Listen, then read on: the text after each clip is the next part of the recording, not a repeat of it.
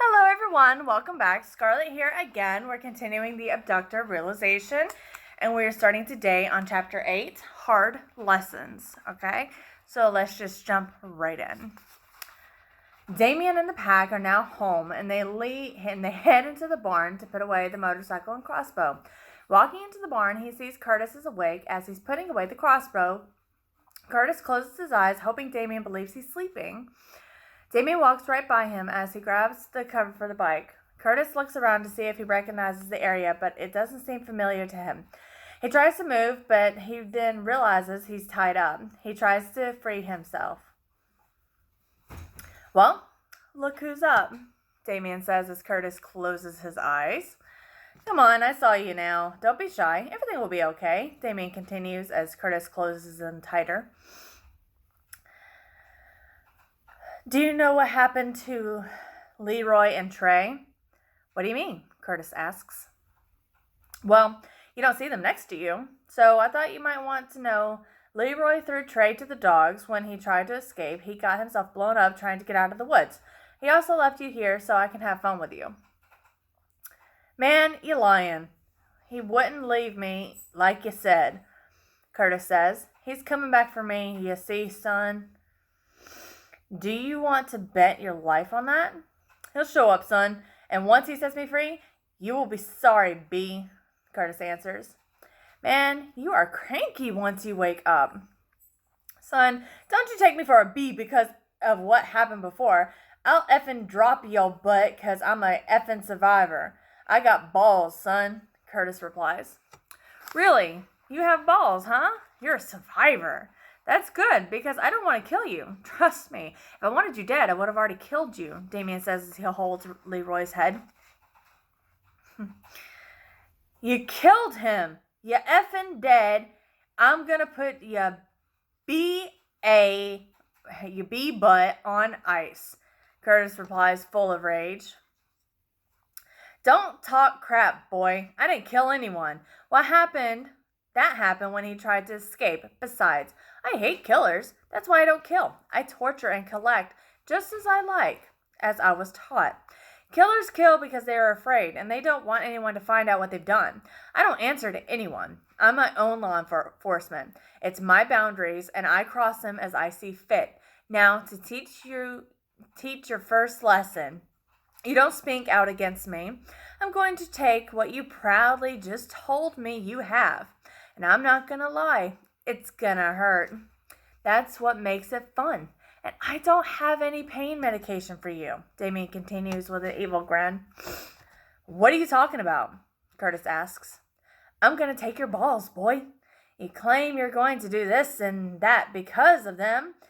I just can't allow you to try to hurt me, Damien says as he cuts off Curtis's sweatpants and underwear. Yo, man, you can't be effing serious, Curtis yells. As serious as a lethal injection, boy. So enough talking. I don't want to accidentally cut you wrong, causing you to bleed out. Damien castrates him. Oh, F! Yo, effing stop, you sick son of a bee! Please stop! Curtis cries as Damien is halfway done.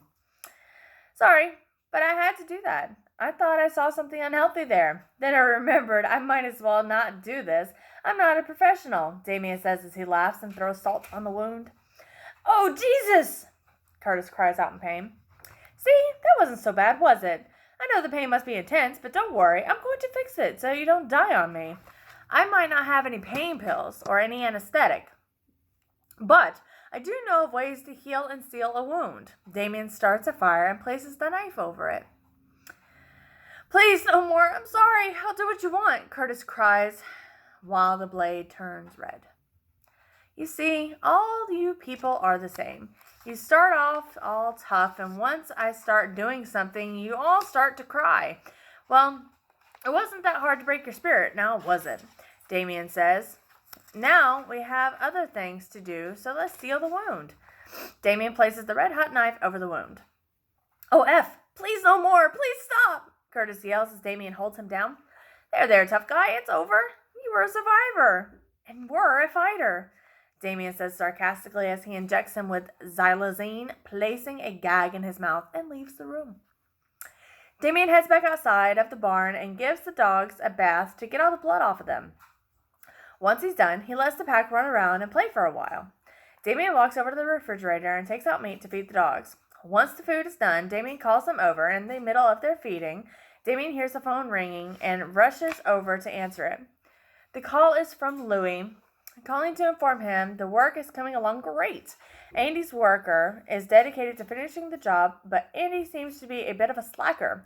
He then informs him that his neighbors are always coming over to look at the work and ask him about it. If he's single and if there are any kids they need to know about. He also lets him know that Andy is looking around the property. Louis has caught him coming to the house at night to look through the windows and trying to open the doors to see. Remaining calm, though irate with the news, Damien informs Louis it is all interesting, but not to worry. He'll handle everything once he gets back. Louis is surprised by his brother's response and wonders if he should do anything to take care of the situation. Damien tells him not to let anything annoy him, as this will be dealt with properly. He tells him that he loves him and he'll be back before he even realizes. Meanwhile, back in the barn, just above Curtis, a raccoon tries to open a bottle as Curtis lies there unconscious. The raccoon manages to open the bottle and some of the liquid hits the raccoon in the face. It cries while the liquid melts away its face. Crying and dying, the raccoon drops the bottle and the liquid pours onto Curtis's face, killing him as the liquid burns through his skin and into his brain. After feeding the dogs, Damien heads back into the barn and sees a dead raccoon on the top shelf and a knocked-over bottle. Damien remembers it was a bottle of hydrochloric acid he had to use on some of the people he captured before evolving different techniques. Damien goes over to look at Curtis, seeing he's dead from the amount of acid that fell on him. Damien is upset with the situation, begins to clean the house because he must meet up with Desiree and the kids. Damien lets Desiree know he's doing a little cleaning and he'll take a shower so they can go to a few stores and head out to eat later on. Damien, after talking to her, does 45 minutes of hard cleaning to make sure there's no evidence. Damien jumps into his car and heads over to Desiree's house. The kids are excited to see Damien while Desiree tells him they were all good all day.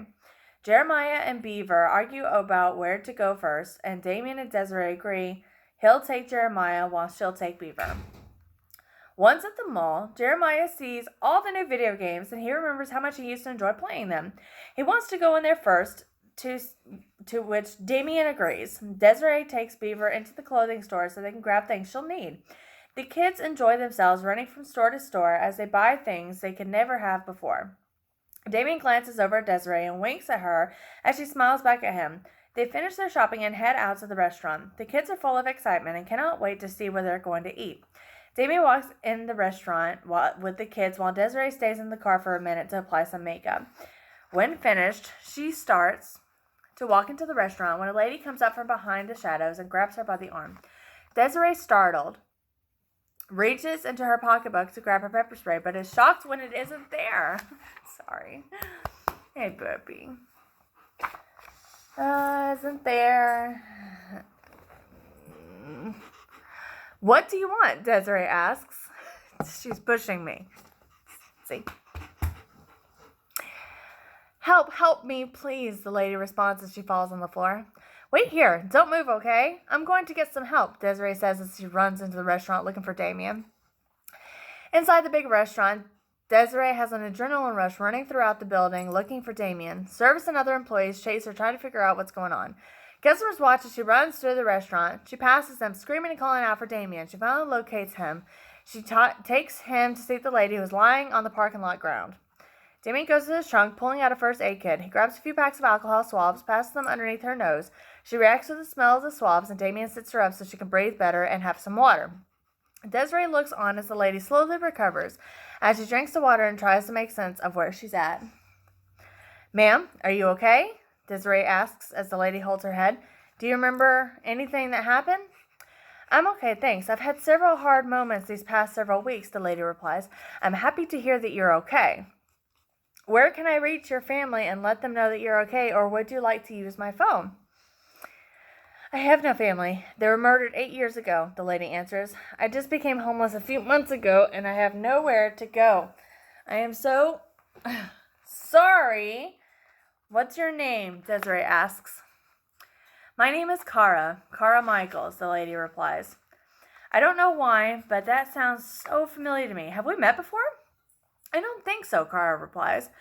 Well, Kara, if you need a place to stay, you're welcome to stay with me and the kids, Desiree says as Damien shakes his head in disapproval. I wouldn't want to impose, Kara replies. Please, it would help me sleep better at night, knowing I helped a person in need. Well, as long as you're completely sure, I'll stay with you tonight, but only for tonight, Kara replies. Kara, just to make sure you're okay, I would like for you to come to the city with us tomorrow so you can see the best doctor in town, my treat, Damien says as he has a bad feeling about her. Oh, please. Even though I want to, I don't want to impose. Kara replies. Please let me take care of this for you. It would make us all feel better. Please join us for dinner as well. I would gladly accept that offer as long as it's not a bother, Kara replies as Damien waves her to head into the restaurant. During the meal, Damien and Desiree and Kara have a small conversation, and there appears to be some tension between Kara and Beaver. Kara is giving Beaver dirty looks throughout the entire meal. Kara is locked into Beaver's eyes and stabs her meat hard while making eye contact with her. Beaver shakes out of fear. Desiree notices something wrong with her and rubs her back as she tries to keep her calm. Beaver tells them what's going on, but they all say that they didn't see anything. Jeremiah adds that it always has to be about her. Beaver doesn't appreciate the comment, and they start to argue. Why do you always have to be a brat, you little buck-toothed mofo? Okay, Beaver asks. What did you call me? Jeremiah replies. You heard me. Or are those teeth preventing you from hearing now? Beaver screams. What are you? You're a hybrid between a woodpecker and a baby walrus, so shut the hell up. I'm a kid, B, Jeremiah replies. At this point, the fighting stops because everyone starts to laugh. Beaver is shocked that everyone just let her little brother talk to her like that in a public place. Damien excuses himself from the table to go to the bathroom. He wants to get away from all the mayhem at the table. Ashamed of the way the kids acted, he stays in the bathroom as the kids continue to bicker. Kara continues to give her dirty looks. On his way back to the table, he sees Kara looking at Beaver with hatred in her eyes. He doesn't say anything as he sits down and explains to the kids that they're in a public setting and they should behave properly. They understand, but Damien also understands it is entirely their fault given they have been living in the woods for so long. Isn't entirely their fault. They enjoy their dinner as they have some small conversation. Kara tells them how she was always moved from state to state ever since she was a little girl, and how she hopes to land a good and steady job so she can have a fresh start. Everyone listens to Kara's story except Beaver, who, due to the way the evening has been playing out, has grown to hate her. Damien listens, but he cannot shake the feeling he knows or has seen her before. The horrible feeling in his stomach gets stronger. I think you'll do just fine. I'm pretty confident your fresh start will begin tomorrow. Thank you so much. It means so much. There aren't a lot of people out there that would help someone out like this. At least not to this extent, Kara replies. Don't worry about it. I always try to get back to our community. Now, let's finish up here. I have to get ready for the trip tomorrow. After dinner, Damien drops him off at Desiree's house and he heads back home to load the truck for his return home. He cleans the house, then moves on to the garage and finishes with the barn. He then moves on to the loading truck with some of the smaller items. All he has to load at the truck tomorrow will be Victoria and Tony. Now that he has Victoria on his mind, he decides that she's owed a friendly visit so he can inflict some old-fashioned pain and suffering. Walking into the room and turning on the light, he can see that she has no way out. He shows her some food and tells her she needs to shower. He informs her that once they get home, he'll install a tracking device on her to know where she is at all times. She can get the idea of being freed or escaping out of her head. He then tells her there's something else he wants to give her. Victoria finishes her meal and is taken to the bathroom. Damien ties her up and sits her on the toilet, blindfolding her. "What are you doing now?" Victoria asks, crying. "Hush, hush. It will all be okay."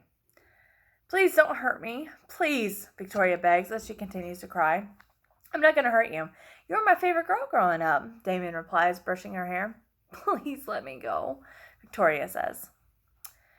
"Now you know I can't do that. You know that you belong to me now. You're staying with me forever," Damien replies as he grabs a chain cutter. "Okay, I'll play along for now, but I know you'll let me go later on," Victoria says as Damien places her toe in the chain cutter. "That's all I want you to do. Just go with it," Damien answers as he cuts off the right big toe. "Oh, crap! F!" Victoria yells. "Relax, it's gonna be okay. It's just an effing toe," Damien says as he covers the wound with salt. "Please stop," Victoria cries. There. It's going to be okay. We will take a shower and we will get ready for our trip tomorrow," Damien says, taking her into the shower. Victoria cries while Damien turns on the water and throws her in the shower. Damien scrubs her down with a scoring pad and bleach, followed by soaping her entire body. He then turns the shower head on full force to wash off the bleach and soap. Now that he washed her down, he proceeds to take her back to the room and injects her with a tranquilizer. Damien returns to the main part of the house and sees that he has a message. Damien listens as Desiree tells him that they will be stopping by at 9:30 p.m. to view a few movies before he leaves tomorrow. He returns the call to let her know that he's home, and he also tells her that there are a few horror movies on the table, so the kids can pick out which one they want to watch. They arrive at the house, knocking at the door. Damien shouts that it is open. Jeremiah quickly rushes over to Damien and gives him a hug, but then turns to the movies to see what they want to watch. He picks one based on a killer that comes back from hell to avenge his death. Upset because she doesn't want to watch that, Kara goes outside to see if there's anything she can do in the meantime. The kids pass out on the couch, afraid of the movie, while Kara sits on the floor, watching the movie and laughing every time someone dies. Meanwhile, Damien and Desiree talk in the other room. They won't be seeing each other until he returns with the kids in a few months. Desiree lets him know she's sad he must go back tomorrow, but he tells her not to worry because he'll be back to visit her and the dog soon. The movie ends around 2:30 a.m. Damien takes her home and returns to his place so he can go to sleep. Okay, so that's the end of Chapter 8. The next one will be Chapter 9, On the Road Again, and we will continue that next time. So until then, everyone, please like, share, subscribe. Let me know what you think. Until then, I will see everyone next time. And from Bandit and I, we say bye.